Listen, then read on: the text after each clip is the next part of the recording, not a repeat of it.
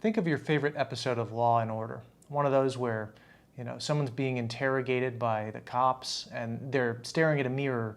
Meanwhile, behind that mirror, the officers and detectives are taking notes. This is two-way glass or a two-way mirror. And we're going to talk a little bit about how lighting can reveal and control what we see through glass and mirrors. So here's an example of an object that's concealed behind a two-way mirror. The object was revealed when I turned up the lights to the point where we can really see it through the case. As I dim it down, it becomes closer and closer to the point where the amount of ambient light on me is more than what is on there. You'll probably see both me and the art in relatively similar light. This can become very important in retail lighting for two different applications. For jewelry case lighting or anything where the goods are inside of a case, it's very important to have sufficient light inside the case to not get reflections from outside dominating. If I was trying to look in and see the object here, I don't see anything except myself. There has to be sufficient light inside the case for me to really see what's happening. Jewelry cases and other case displays often use internal reflection to their advantage, putting more light inside of the case and letting the sides of the case act as mirrors. So from my point of view, I can actually see 3 or 4 versions of this ceramic piece reflected in the other surfaces.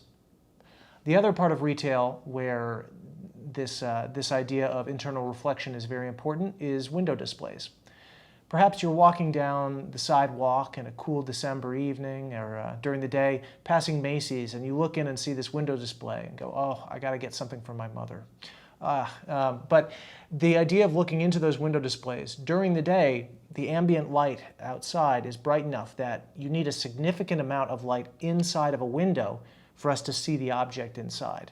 Otherwise, we'll really see the amount of daylight reflecting ourselves in the mirrored windows. So window display lighting often has to be very bright during the day, or use Richard Kelly's tenet of focal glow to really punch the objects that you want to pay attention to. That's what's going to really help those objects pop through the glass for people passing by. Talking about Richard Kelly's tenets of focal glow, ambient luminescence, and play of brilliance, this is a good example of focal glow. The intention with focal glow is to really bring out an object or something you want the eye to look at, to bathe it in a narrow pool of light. So in this particular application, we've got this sculpture, this ceramic piece that's got some texture and color to bring out. To effectively light it, I've used a spotlight really angled to help highlight some of those textures. And this object is much brighter than its surrounding case. Again, focal glow is one of the 3 tenets and can be used in conjunction with play of brilliance and ambient luminescence to really layer ideas of light. And it becomes a language to help describe to your clients and architects what you're trying to achieve.